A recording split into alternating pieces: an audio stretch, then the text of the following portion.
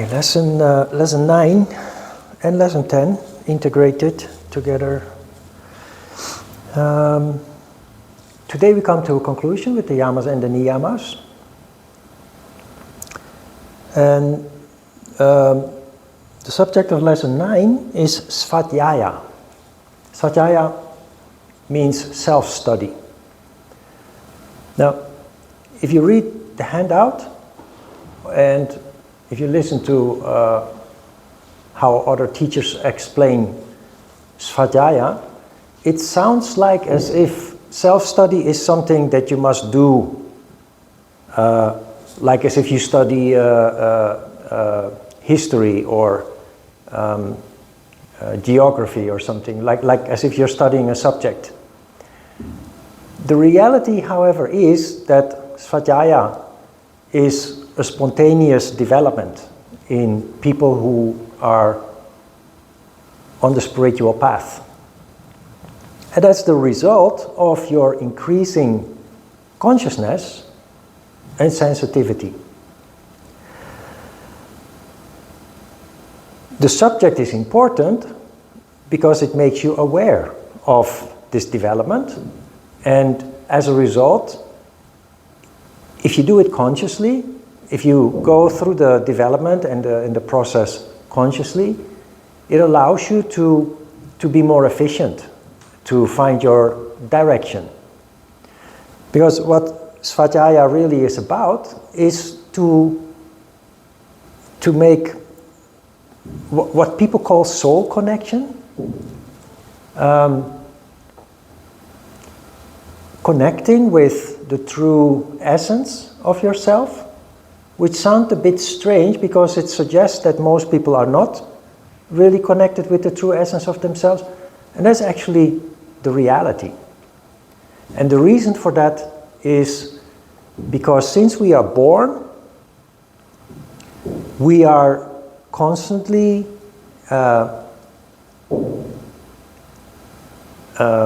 not indoctrinated but conditioned. Since we are born, we are conditioned and shaped by various factors, our upbringing, the family in which we grow up, our education, our cultural background. The culture in which we grow up for a large part determines how we see ourselves and how we function in life. And very much, of course, in the past couple of decades is the influence of the media that has grown, has multiplied enormously compared to when I grew up as a child and a teenager, and to how much influence it has on the generations of these days. So most people have an idea of themselves, which is not wrong, of course, but is not really related to who they truly, deep inside their heart, who they are. And because of that, many people are kind of lost. Many people go through the motions that they have been taught, that are expected by parents, by education, by the government. We dutifully go through our routines, especially where it comes to work, education and work. But most people are not satisfied about their lives, about their relationships, about their work. And the reason for that is the lack of connection with the true self. Not being able to engage in something that is really close to heart. And the biggest problem there is that most people, when asked, do not really know what they truly would love to do. They know what they have to do, but they do not really know what they would love to do. And when asked, the things that people often can come up with are superficial, like having a bucket list with many items of things that they want to do in life, thinking that that is important. Bucket lists are important for people who do not know yet who they truly are and what they would truly love to do in life. The moment that you discover that, everything else becomes superficial. So you see in the second paragraph of the text that practicing Svadhyaya, or self-study, is only possible if you understand and practice purity, saucha, austerity, tapas, and contentment. Purity, because purity is about being totally honest with yourself, that you are not living in an illusion or a delusion, that you don't have all kinds of wild fantasies about what life should be like or what you, of what and who you are. Austerity is necessary because austerity leads to the change of, or the development of consciousness, the opening up of consciousness, an increased sensitivity that then leads to a spontaneous self-study. Contentment is also important because you may not like everything that you discover in your increasing awareness and consciousness. There may be things that you are happy with, but you will also discover that there are things about you and your background, your family, and experiences that you went through since you were born that you're not so happy about. And contentment means simply accepting things as they are. And we will go deeper into that with the next subject of surrender. Now, how does it work? Many people think that yoga has many different kinds of practice. So in modern yoga studios, if you look at the schedule, you see there are many different kinds of yoga. So many people believe that there are many different kinds of yoga. Ashtanga, Vinyasa, Hatha, Yin yoga, healing yoga.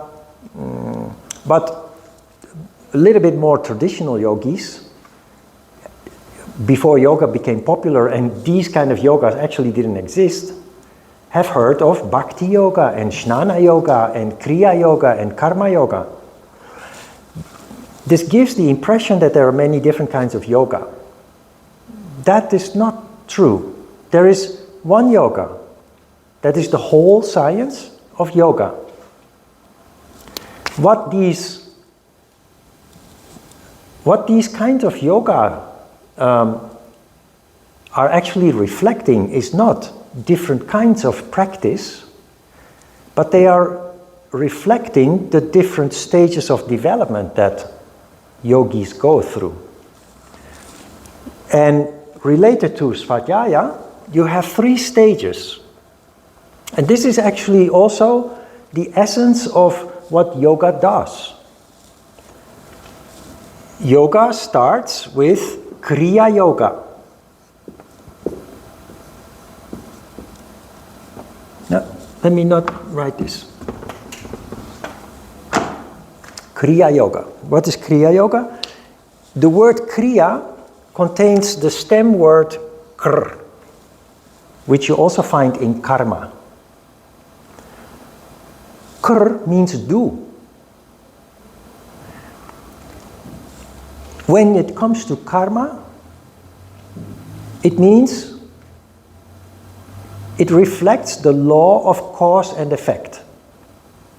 So, doing things leads always to a result or an effect that bounces back on you, that reflects back on you. Kriya here means do, but it means doing things in a very specific way, the yoga way. So you learn about yama and niyama to become aware of how you subconsciously function, so that you can start taking control of that. You start practicing physical exercise. Many people do that, but you do that in a very specific way, the yoga way, standing still while actively engaging. That is what Kriya means. So if you do yoga correctly, as designed thousands of years ago and practiced throughout those thousands of years in that traditional way, it leads to a certain development. But only if you do it correctly. That is Kriya. The development that comes out of it is called Jnana Yoga.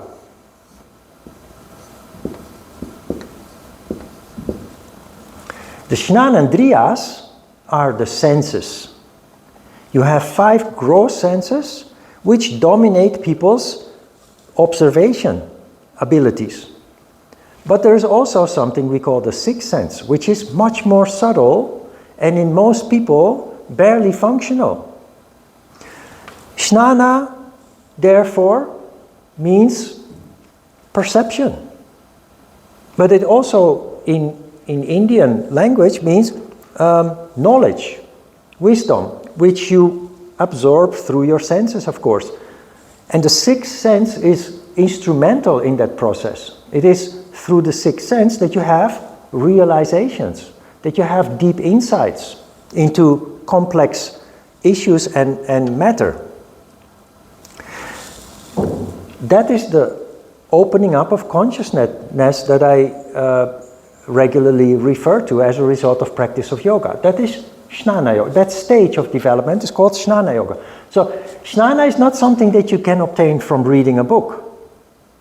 It's something that occurs as a result of Kriya. Engagement, doing, but doing in a very specific way, so that it leads to Sattva, energy rising up, and opening up of consciousness as a result of that. Increased perception, consciousness, and sensitivity, which is also perception. Out of Jnana comes Karma Yoga, which is considered to be the highest stage of development. That means that you have realized your true self, your dharma, your essence, your heart's content. You have realized your subconscious thought processes, and as a result, you gain mastership, you gain control over yourself, over your functioning, your impulses, your reactions. And total mastership means being able to control your destiny. Karma means that Karma Yoga, the stage of Karma Yoga, means that based on the previous 2 steps, you have developed insight into your past, possibly even developed insight into karma from before you were born.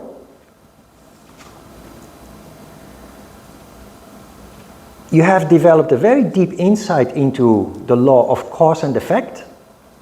So not only do you understand your past karma, but you're also able to avoid making new karma in the future by doing everything that you do very consciously. And when, before you engage, you come to the conclusion that something is going to lead to disharmony, to conflict, to inauspicious outcome, you simply choose not to engage. And vice versa, you engage in things that are wholesome, that will lead to positive results, positive outcomes, constructive outcomes. So that is Karma Yoga, control. And in the end, in the introduction workshop, that is how I explain yoga, basically. I don't talk about Karma Yoga, of course, but I explain that yoga is in fact the science of the control of life. And that is, in the end, what it is. Jnana yoga, that is the stage where you naturally, spontaneously start reflecting on yourself. The first thing that happens when you become conscious is asking questions about yourself. You can see this development in children.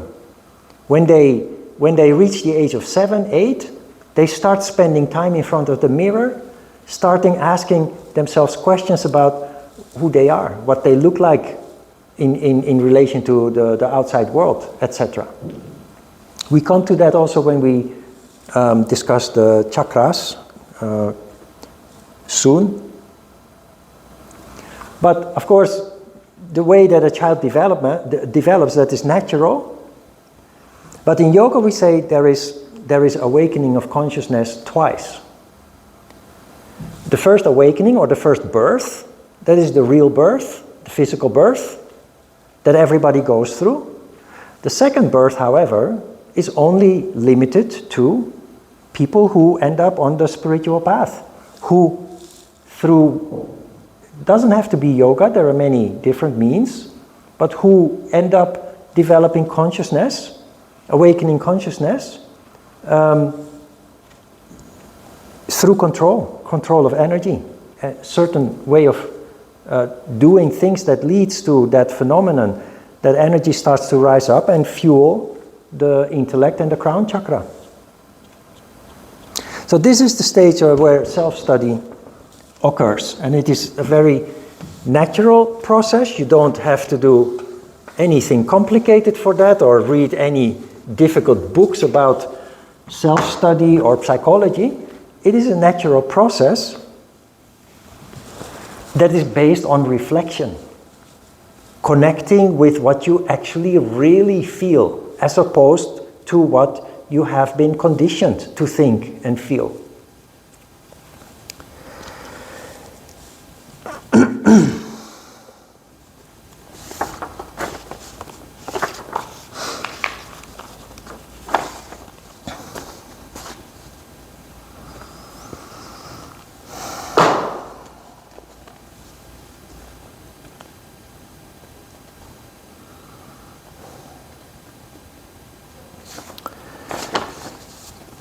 Very important on the path of yoga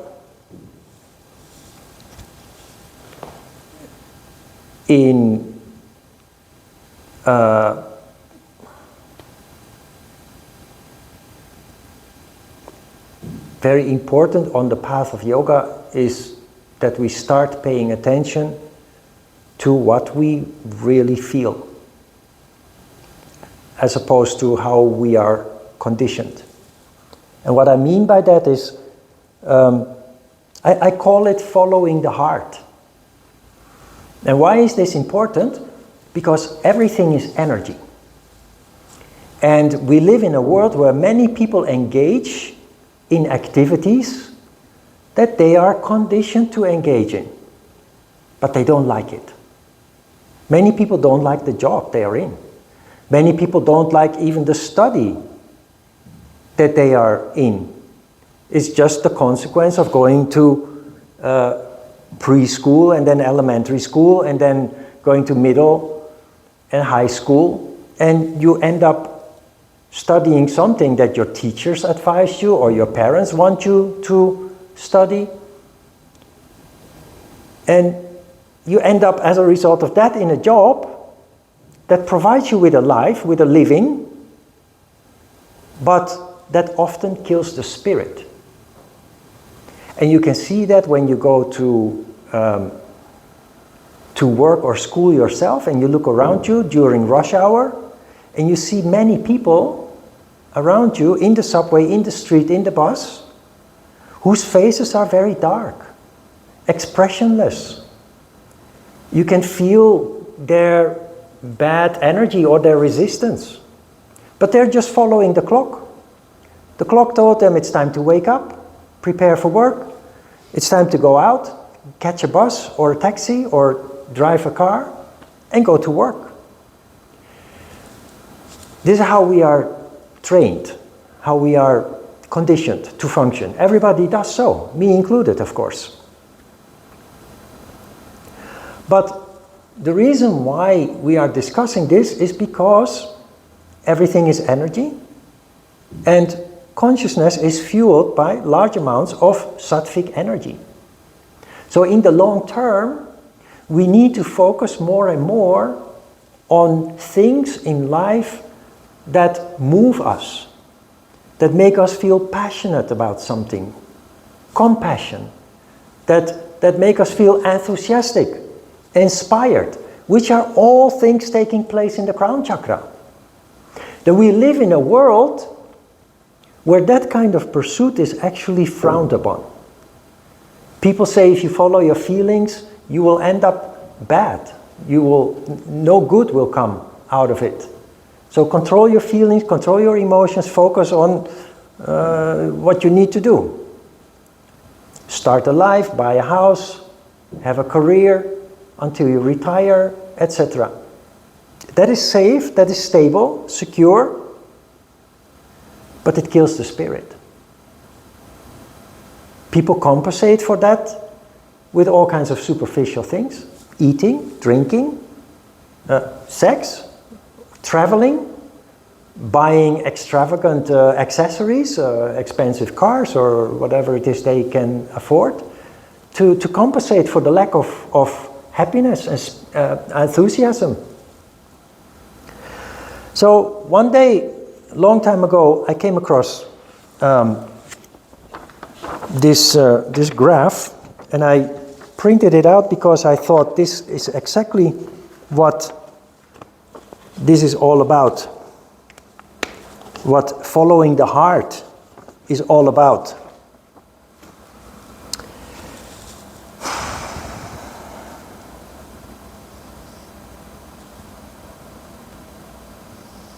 It's 4 circles.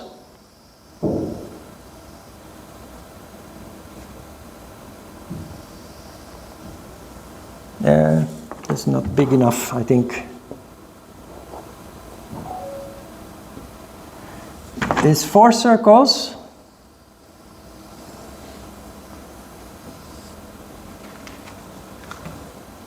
That are all overlapping. I'm not so good, I'm not really good at art or drawing, but that is not so very important. Following your heart means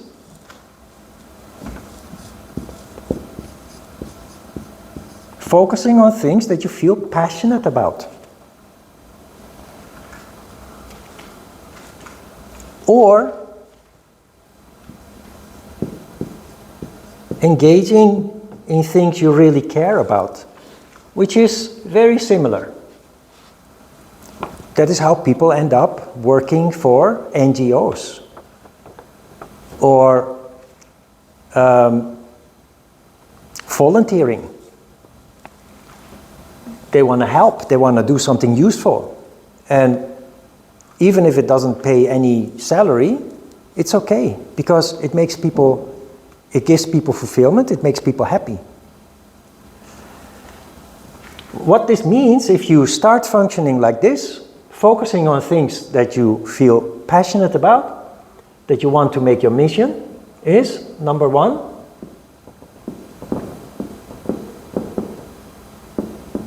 you love it.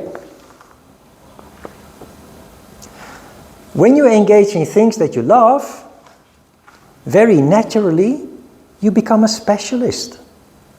Because when you engage in things that you were conditioned to engage in, you're constantly looking at the clock, just hoping for the time to pass so you can have the next coffee break or the lunch break or time to go home.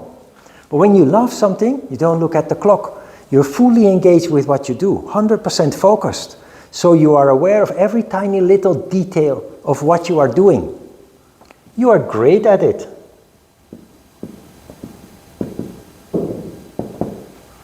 You are great at whatever it is that you do.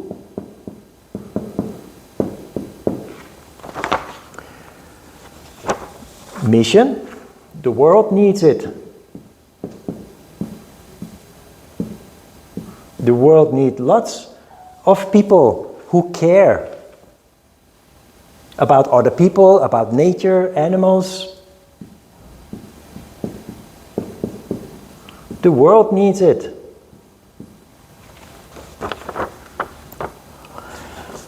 So it becomes your profession.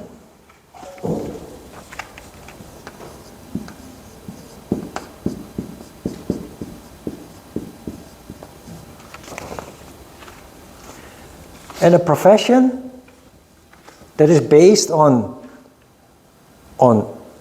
passion is called a vocation.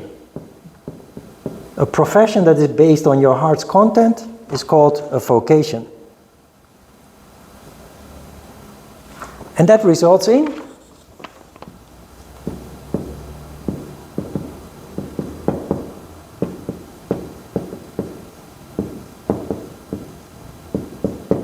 you are paid for it. That is the ideal. It's not easy, of course, but just to give you an idea of following the heart. Of course, the reality is we have all kinds of duties and responsibilities that have maybe nothing to do with following our heart. Before I came to Korea, I had a job. I had extra jobs also to make more money so that I could realize my dream of going to Korea. At some point I needed to save up money for that. How do you deal with that? Engaging in jobs that you do not really feel attracted to based on what we're talking about here, that you're not passionate about. You put that in line with the reason why you are doing it. So if you have a clear goal that leads to fulfillment of some wish that you have in your heart, you can do whatever it takes. You can clean toilets in old people's homes. You can do jobs that other people basically don't like to do anymore because it's dirty, dangerous, and what have you.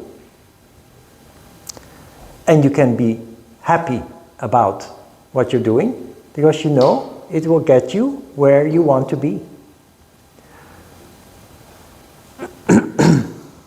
I don't know if you were here when I mentioned it, I had a dog for 15 years that I rescued. I would never go to a shop and buy a dog because that's meaningless. But I had a dog and she died in 2018. And I vowed never to have a dog anymore because I felt the restriction of having to take care of a dog. It's 365 days a year. And it restricts you in travel and many other things. So I thought I just never want to have a dog anymore. Also because her dying was very painful. But then 6 months later, a dog shows up and I very strongly felt attracted. A spark was ignited. And I couldn't ignore it. So instead of not having any dogs anymore, I now have 2. And it gives me purpose. I wake up every morning for them. And my day revolves around them. It gives me purpose. It's the same with a relationship. Relationships are often based on material choices. We choose a relationship based on our fear of ending up alone, or we think that person is attractive, not only physically maybe, but also maybe in a material sense. Wealthy people are, of course, wanted objects of desire. But very often, instead of following our heart, we use our head to make our choices, and it leads to conflict, it leads to misery. So, like with the dogs, I ended up in a relationship with a person that I would never have a relationship. I thought I would never have a relationship with. It's a person with a big age difference. And I was determined not to have a relationship with too much of an age difference. And it's the same situation occurred. It gives me purpose to take care of her. In the 2.5 years that we're together, she evolved enormously as a result. So we needed each other. So it comes back to this again. Your head says, no, that's not a good idea. But your heart says, yes. And people will tell you, don't follow your heart. But as a yogi or a person on the spiritual path, it's what feeds your spirituality. It's what feeds your heart. And the rest is not important. What people say or think is not important. I always say, I don't care what other people's judgment is. They tell you what you are doing is not right, but they are not going to make you happy. The people that say, it's not correct that you have a relationship with a big age difference, you shouldn't do that, they are not going to make me happy, instead of the person that I'm with that makes me happy. And that is the reason why I don't pay much attention to what other people think or say. Because I follow my heart, and that is the only thing that counts. Now, lesson 10, the last of the niyamas, is Ishvara Pranidana, which we generally translate as surrender. But it literally means surrender to God. Now, we talked about the concept of God when we talked about brahmacharya. Remember? So you know that my idea of God is not somebody, some entity that is high up on the clouds there, that is superficial and looking down on us and throwing thunder and lightning at us when we commit sins or so. It's much, much more sophisticated than that. Surrender to the powers of the universe means literally, surrender to the powers of the universe, the higher power, surrender to God, means accepting things as they are. You have now learned about the yamas, you have learned about the niyamas. The one before the last we just discussed is self-study. But when you self-study, I mentioned it already, you discover all kinds of things about yourself, your true self, some of which you may like very much, some of which you may not like so much. Your increasing consciousness and sensitivity leads also to all kinds of memory coming to the surface of your consciousness. Childhood memories. Many people are not aware of childhood memories. Yogis become aware of childhood memory, even early childhood memories.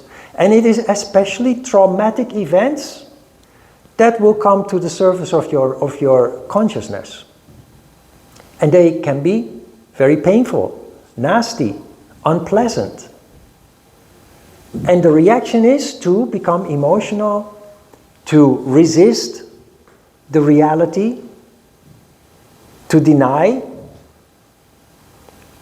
but then you create blockages of energy. And as you have understood, the whole thing about yoga is energy. Energy is our most precious asset, but trying to first of all unblock the blockages that everybody has as a result of our past memory, hidden memory, subconscious memory, and trying to avoid new blockages further down the road.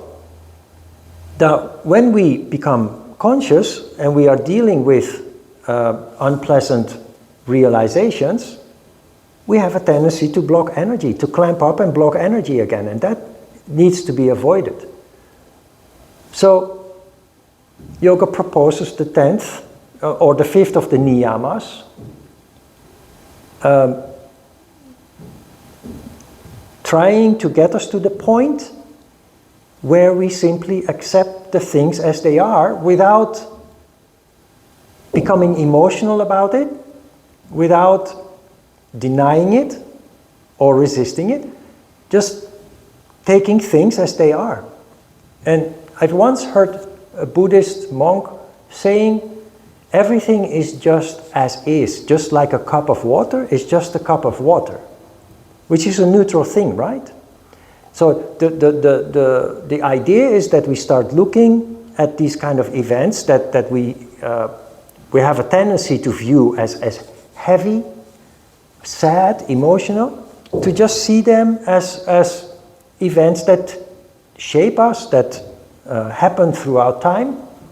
And once you start on the path of acceptance, you will eventually even come to the point where you realize that things that happened in the past, that our first impulse would be to resist, to dislike, to wish that it had never happened. Those events actually have led to the manifestation of characteristics, good characteristics, that otherwise would not have existed, would not have manifested.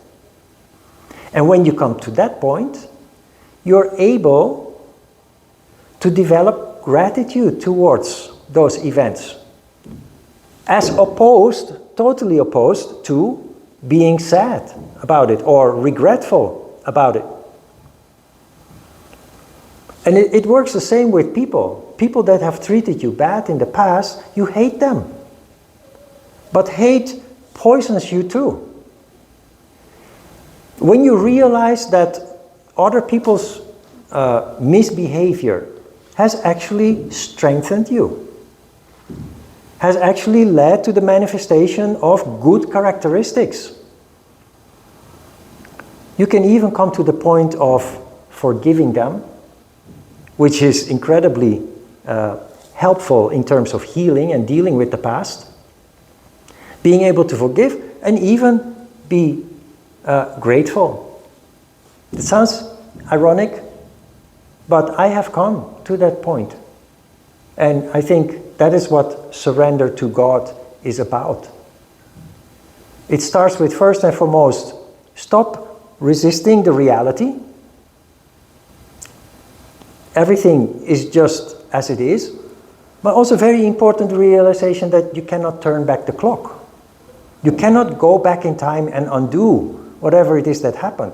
So you might as well accept it and move on. Go on with life. Remember the example of the old people in the French coffee shop that can only talk about the war.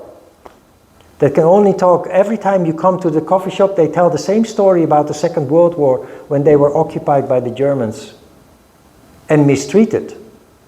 And 40 years later, at that time it was about 40 years after the war, in the 1980s.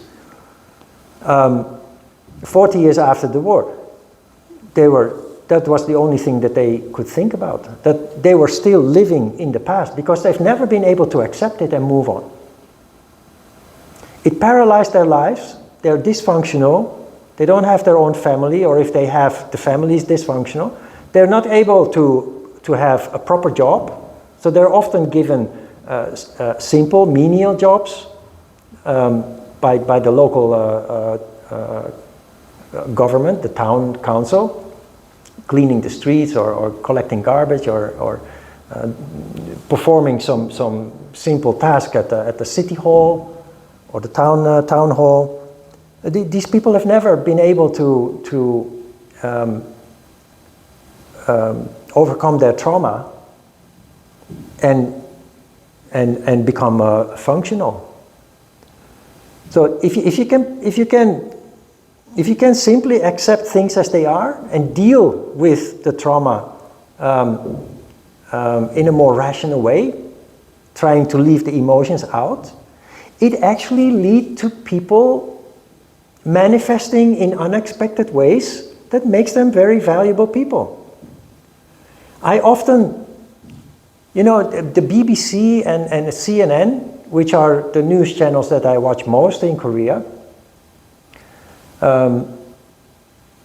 they often have interviews with special people. People who do very special or very valuable things for society. And it makes me think about this. And the one characteristic that most of those people have is that they come out of some very traumatic experience. Abuse, war, sexual violence, etc. Things that tend to destroy people. And they turned it into something beautiful, strange as that may sound.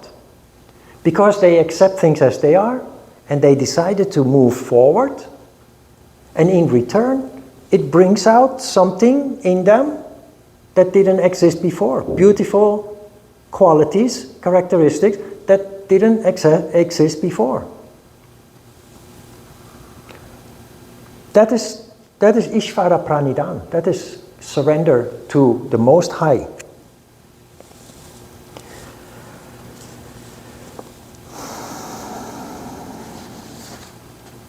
And again, if you ask why is this important, it is important for many reasons, if only for our well-being and our happiness. Traumatic experiences can totally destroy that. But technically, it's about energy. If we can't let go of the past, our energy is blocked on various levels in our system, and it leads to shorter life, it leads to lack of joy and happiness, and disease occurs in the long term as a result of blocked energy. So it's all about energy. You accept everything as is, not in a passive way, of course, in a lethargic way, accepting things as is and make the best out of everything, make the best out of yourself, make the best out of life. Your energy is flowing and you're much healthier than most people are as a result of that.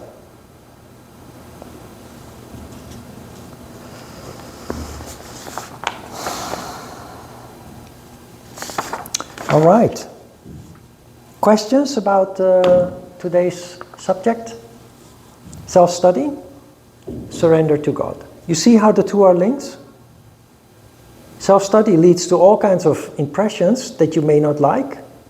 So we need surrender to learn to accept things as they are.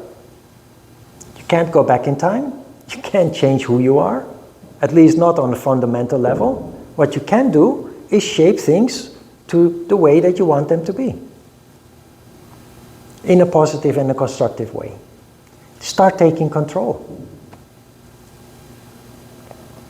All right, let's have a short break then.